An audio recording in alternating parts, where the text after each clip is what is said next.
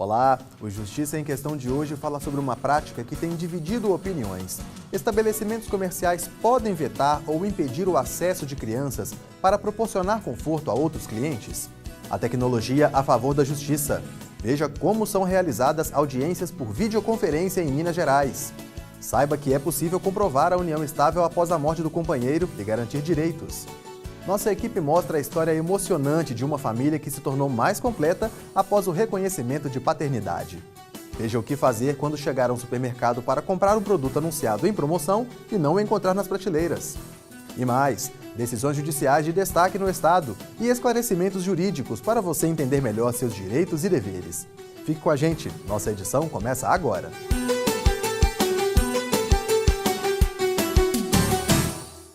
O termo Child Free surgiu em 1980 nos Estados Unidos e no Canadá para representar adultos que optam por não ter filhos. No Brasil, porém, muitos estabelecimentos comerciais utilizam a expressão para vetar a entrada dos pequenos e garantir um espaço livre de crianças. Saiba mais sobre o assunto na reportagem de Silvana Monteiro. A placa informa Ambiente Livre de Criança ou Child Free. Não se trata de lugares legalmente proibidos, como casas de shows, boates ou motéis, mas de locais comuns, estabelecimentos comerciais de vários ramos que estão oferecendo serviços com esse selo. Mas de onde vem essa tendência de impedir a presença de crianças em lugares antes comuns a todos? Na verdade, esse movimento é um contraposto à pressão que a sociedade exercia aos casais que não queriam ter filhos e sempre perguntava, você quer ter filho? Por que você não tem filho? Então foi criado esse movimento para exercer o direito de não ter filhos. E esse movimento foi criando braços, para tornar exclusivo alguns ambientes para adultos, hotéis, restaurantes. Militantes do movimento original Child Free, que defende o direito das mulheres de não ter filhos, tentam desvincular a luta feminina pelo direito à não filiação da prática de inibir a presença de crianças em estabelecimentos comerciais.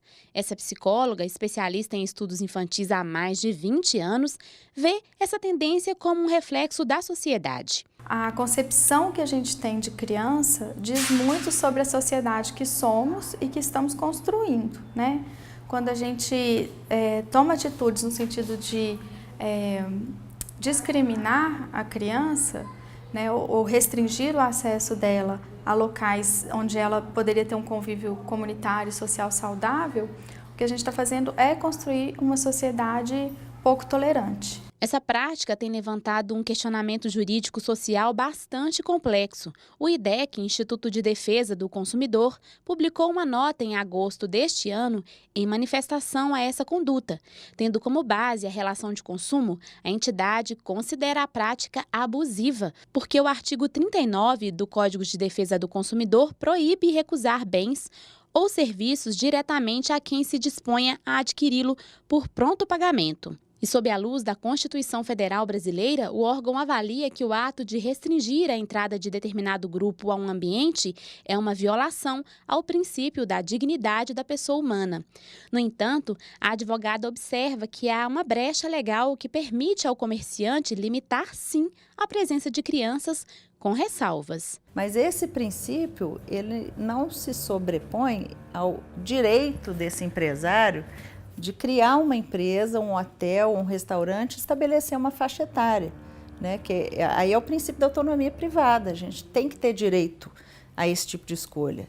E isso sim não gera indenização, mas a partir do momento que esse estabelecimento comercial, ele não estabelece uma faixa etária, um restaurante, uma pizzaria, e existe um incidente com uma criança, e essa criança, juntamente com os pais, é convidado a sair desse estabelecimento, aí sim é indenizável esse direito. Se existe algum tipo de comércio que não prevê faixa etária, a criança tem que ser plenamente recebida e respeitada, assim como qualquer outro ser humano, Se por um lado cresce esse movimento no Brasil, por outro, algumas empresas aproveitam a lacuna criada por esse movimento de intolerância à criança e investem em modelos de negócios que incluem a família com espaços dedicados aos clientes mirins.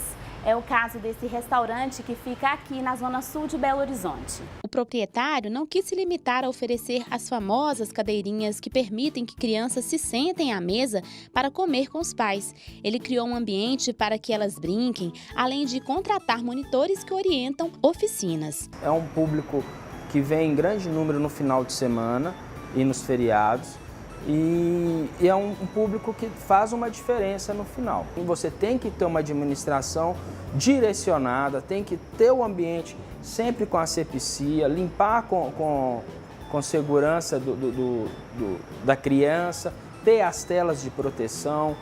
Isso sim te gera uma demanda operacional, mas no final é muito viável. E a visão de que o público infantil traz uma demanda a ser pensada com atenção fez a psicóloga se inspirar em um ambiente em São Paulo e criar uma casa de brincar em Belo Horizonte, que as crianças podem frequentar, acompanhadas ou não pelos pais ou responsáveis. Depois que eu virei mãe, a gente começa a sentir na pele mesmo essa dificuldade do convívio social, de como as famílias têm se isolado cada vez mais para cuidar das suas crianças. A gente tem um entendimento social hoje de que a criança é da família, daquele núcleo ali. Ninguém tem nada com aquilo, como se a criança não fosse da sociedade. A advogada defende que deve haver sempre muito bom senso e equilíbrio de ambos os lados dessa discussão. O que eu acho que tem excesso é um falso padrão de que toda criança incomoda, toda criança é sem limite, Esse tipo de excesso que tem que ser coibido, assim como a pressão para casais que não querem ter filhos, Então eu acho que os pais também têm que buscar uma escolha mais adequada para a faixa etária do seu filho.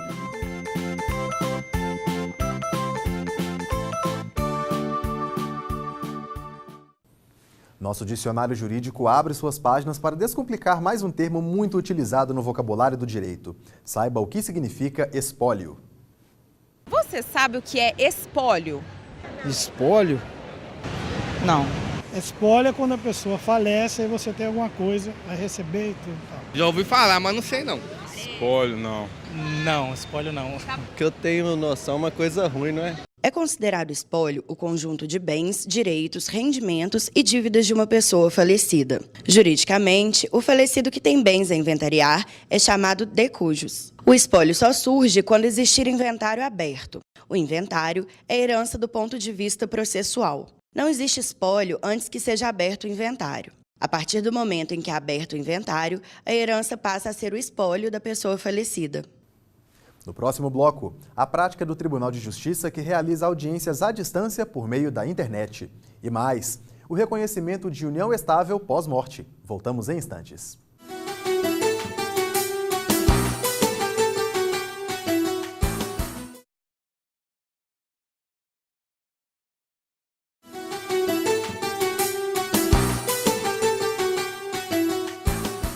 Estamos de volta com o Justiça em Questão, um programa do Tribunal de Justiça de Minas Gerais. A tecnologia está sendo utilizada para facilitar os trabalhos da VEP, a Vara de Execuções Penais do TJMG. As mulheres em cumprimento de pena do Complexo Penitenciário Estevão Pinto não precisam mais ir até o Fórum Lafayette. As audiências são realizadas por meio de videoconferência. Cada dia mais carros em Belo Horizonte, mais trânsito, mais demora nos deslocamentos. Para agilizar os trabalhos, a Vara de Execuções Penais está promovendo audiências em que as presas de Belo Horizonte não precisam mais vir ao Fórum Lafayette. Isso só é possível por causa da tecnologia. As audiências são feitas por Skype, um método de transmissão de som e imagem via internet. A iniciativa é do juiz Luiz Carlos Rezende Santos. O procedimento começou a ser feito no começo deste ano para as detentas do Complexo Penitenciário Estevão Pinto. Uma dignidade um pouco maior para essas moças, para evitar que elas passem todo esse constrangimento de ir para a carceragem, passar por dentro do cofre do carro, etc., até que chegue à sala de audiência do juiz. Para os promotores e defensores que participam da audiência, são várias vantagens. Ganha também a questão da segurança, porque o prédio do fórum deixa de receber uma pessoa sentenciada. Ganha também o trânsito, Claro. Tem a economia de escolta, que às vezes a escolta nem tem, às vezes a viatura está com defeito, a viatura está com outra prioridade, então ganha-se também escolta. Então as vantagens são várias. O contato é feito pelo computador. O Lucas é quem faz as ligações e depois encaminha para o juiz. Ao lado do computador, um microfone para conversar com a detenta que está na penitenciária. A imagem dela sai nesta tela grande. O som costuma ter uns cortes por causa do sinal da internet, mas a comunicação é clara. Neste momento, o juiz Carlos Rezende Santos vai começar a conversar com uma das mulheres que está presa na penitenciária Estevão Pinto. Obrigado, Simone. Só um minutinho, tá? Até agora, a média de audiências com o uso desta tecnologia é de 20 por mês. Apesar de agilizar todo o processo, o uso do Skype não é obrigatório. Ou seja, não elimina a possibilidade da audiência presencial, mas é tão seguro quanto. É uma audiência como qualquer outra. Simplesmente ela está presente no local onde ela está cumprindo a pena. Então, as perguntas são feitas normalmente, se for com o advogado, é dada a palavra para o advogado fazer a pergunta, dada a palavra para o defensor público, para o Ministério Público. O juiz Luiz Carlos Rezende Santos quer incentivar essa forma mais prática, rápida e barata de realizar audiências também nas delegacias. Nós estamos estimulando aos delegados, aos senhores diretores de delegacia, do xadrez, para que eles possam lá ter uma tecnologia dessa forma, que bastaria esse encontro, ainda à distância, para que a gente possa avaliar a necessidade de manutenção dessa prisão. Muitos casais passam anos vivendo juntos sem formalizar um casamento. Porém, quando um dos dois morre, muitas questões legais precisam ser resolvidas. O reconhecimento da união estável pode ser realizado pós-morte. Confira na entrevista. Desembargador, é possível fazer o pedido de união estável depois da morte do companheiro ou da companheira? Sim, perfeitamente. O companheiro sobrevivente poderá interpor ação judicial contra os herdeiros do companheiro falecido, comprovando que havia uma união duradoura entre eles com o objetivo de constituir família. E o que diz a legislação a esse respeito? A Constituição Federal diz que a união estável entre homem e mulher constitui entidade familiar. O Supremo Tribunal Federal já considerou que a união homoafetiva também deve ser reconhecida pela legislação. Então, o que se busca é comprovar que essa união era pública, contínua e duradoura e tinha o objetivo de constituir família. Era isso que eu ia perguntar. Como que você vai provar que houve essa união estável? A parte que fizer o requerimento judicial, ela tem que levar para o processo o máximo de provas que possa comprovar essa relação, seja prova testemunhal, seja prova documental, que prove que ela, por exemplo, era dependente de plano de saúde, tinha cartão de crédito junto, tinha conta de telefone, tinha residência, adquiriram patrimônio conjuntamente, tudo que leva à certeza do juízo de que havia uma entidade familiar. E quais são os direitos desse companheiro, dessa companheira? Os companheiros podem redigir um contrato escrito para estabelecerem os direitos derivados desta união, mas se eventualmente esse contrato não foi redigido, a relação patrimonial ela vai ser regulada pelas normas da comunhão parcial de bens, conforme determina o nosso Código Civil brasileiro. Ou seja, o que adquiriu depois de começada a relação? Só o que foi adquirido após a relação de forma onerosa. Acompanhe agora as sentenças que foram destaque no Tribunal de Justiça de Minas Gerais. É hora do giro de decisões. A Santa Casa de Misericórdia de Juiz de Fora, mantenedora do cemitério particular Parque da Saudade, deverá indenizar uma mulher por ter transferido os restos mortais do marido e da sogra dela sem a sua autorização. A Justiça fixou a quantia de 5 mil para reparar os danos morais. O juiz da 7ª Vara Criminal de Belo Horizonte absolveu um estudante acusado de desacatar guardas municipais e fiscais da prefeitura após pisar na grama em evento realizado na Praça Floriano Peixoto em 2012.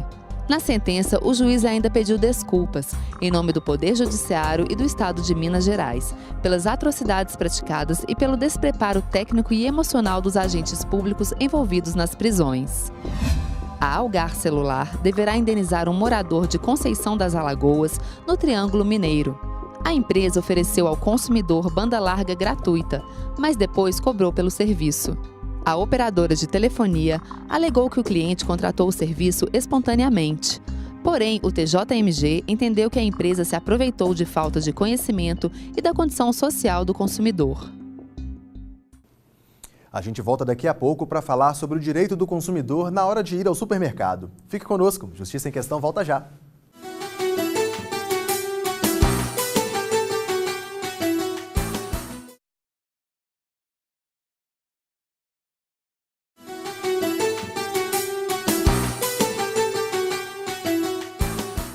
Você está assistindo ao Justiça em Questão.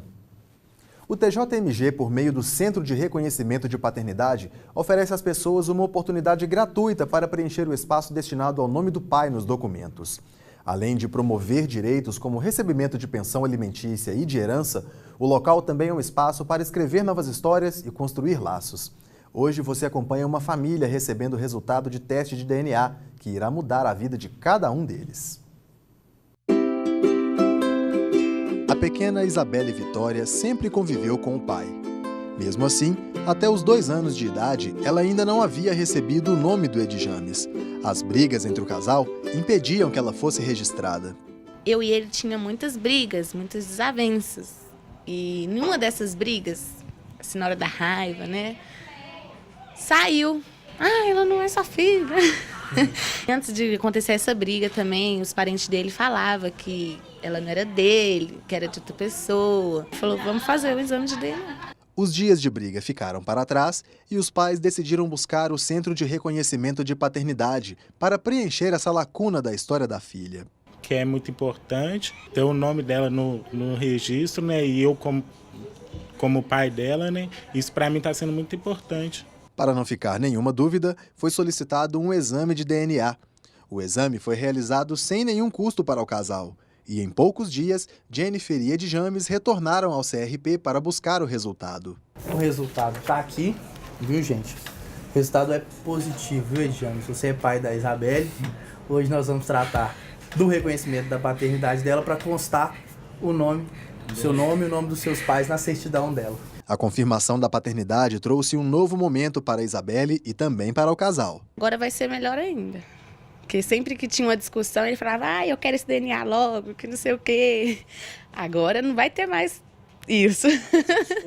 Não vai ter essa desculpa mais. Com certeza. Nunca estive tão feliz como estou hoje. Graças a Deus nós conseguimos cumprir com o nosso trabalho e fazer o registro da Isabelle, que era a maior interessada nessa situação, e deixando os pais dela felizes também.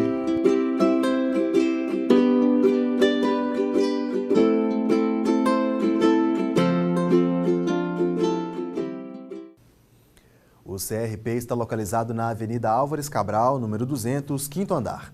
O prédio fica na Praça Afonso Arinos, entre a Avenida Augusto de Lima e a Rua da Bahia, no centro de Belo Horizonte. O atendimento é realizado de segunda a sexta, das 8 da manhã às 6 da tarde. Para mais informações, entre em contato pelo telefone 31 3248 4264 ou mande um e-mail para pai-presente-bhe@tjmg.jus.br. Na hora de fazer as compras, é preciso pesquisar e buscar as melhores promoções nos supermercados. O consumidor mais atento recolhe panfletos e anota onde estão as ofertas. Mas muitas vezes, quando chega até o local da compra, não encontra o produto anunciado. E aí, o que fazer? A repórter Silvana Monteiro explica. Olá, eu estou aqui com Betânia Moura, advogada do Movimento das Donas de Casas e Consumidores de Minas Gerais, que vai nos responder algumas questões relacionadas às promoções anunciadas ou não pela mídia.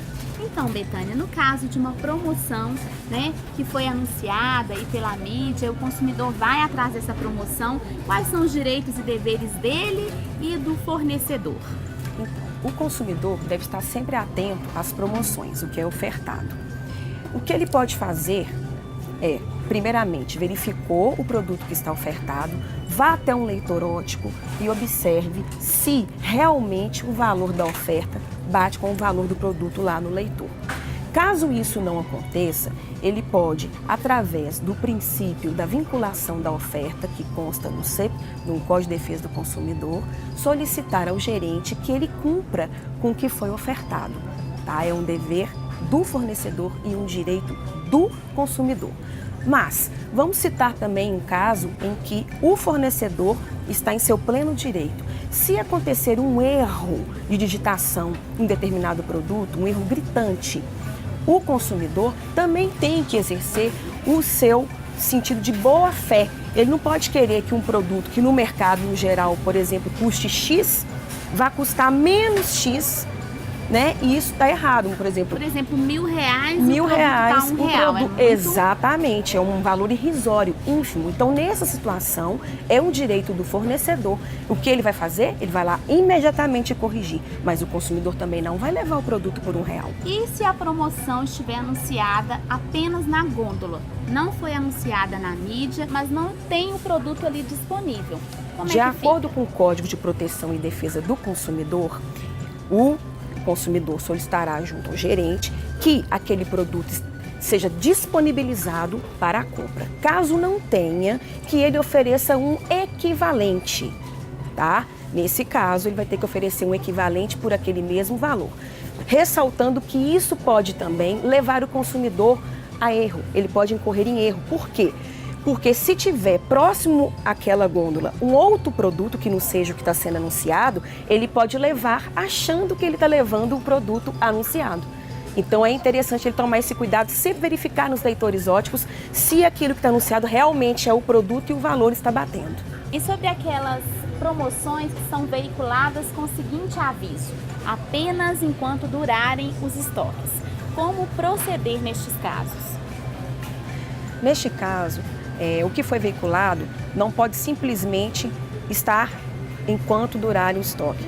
Tem que ter um complemento no sentido de que está claro ao consumidor o número dos produtos, né, disponíveis em oferta e também as unidades por cada consumidor, para que ele não seja escado, levado por esse tipo de anúncio ao supermercado.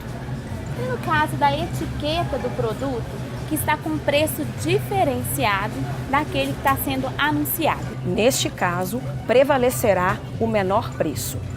No caso do gerente ou do saque não fazer o abatimento, o consumidor poderá acionar os PROCONs, que têm poder fiscalizatório para estar verificando essa prática, inclusive se ela for recorrente. Certo, mas aí usando aquela questão que você falou da boa-fé objetiva. Da boa-fé também objetiva. Não pode ser uma coisa assim, discrepante. Se ele errou mesmo, sem querer, ou se ele está usando de má fé. Exatamente. Né? Tanto o consumidor quanto o Isso, o sempre ressaltando que ambos têm direitos e deveres.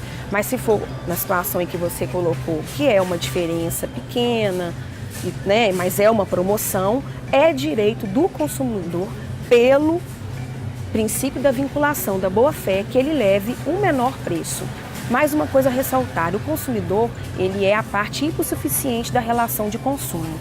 Então isso sempre deve ser levado em consideração, porque ele não está ali para oferir lucros, ele está ali para fazer as compras. Então a gente tem que lembrar disso. Então, Betânia, quando o consumidor já embalou o produto, já foi embora e só percebe a diferença entre o preço da promoção e o preço que ele pagou em casa? De acordo com o princípio da vinculação da oferta, ele deverá o quanto antes retornar ao supermercado e solicitar que seja devolvida a diferença em que ele pagou para mais.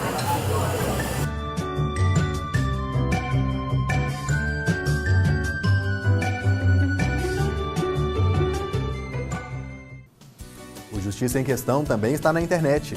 O conteúdo desta e de outras edições pode ser acessado no portal do Tribunal de Justiça. Clique na área Comunicação e depois em Justiça em Questão. Ou veja pelo canal no YouTube. Comente, proponha temas e participe do nosso programa. Envie um e-mail para justiçaemquestão@tjmg.jus.br. Um grande abraço e até a próxima edição.